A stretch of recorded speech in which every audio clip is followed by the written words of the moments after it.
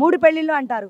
ఒకటి రాజకీయంలో చేతకానోడు, ఎతకలేనోడు, ప్రజలకు న్యాయం చేయలేనివాడు, ఆడవాళ్ళ విషయాలు, కుటుంబ విషయాలు, ఫ్యామిలీ విషయాలు మాట్లాడతారు. నీకు రాజకీయం చేసే ఇది ఉంటే ప్రజలకు న్యాయం చెయ్యి, ప్రజల్లోకి రా, ప్రజల విషయాలు తెలుసుకొని పోరాడు. ఫ్యామిలీల జోలి, ఆడవాళ్ళ జోలి, పెళ్ళిళ్ళ జోలి ఎవరు? మా వాడికి 3 ధైర్యంగా విడాకులు తీసుకొని గౌరవప్రదంగా పెళ్ళిళ్ళు చేసుకున్నారు. మీకెన్నున్నాయో మీకే తెలుసు కదా, అన్ని ప్రెస్ మీట్లో వచ్చినాయి కదా. సిగ్గుండాలి కదా మా వాడిని అనేటప్పుడు, మా బాస్ని అనేటప్పుడు మీకు సిగ్గుండాలి.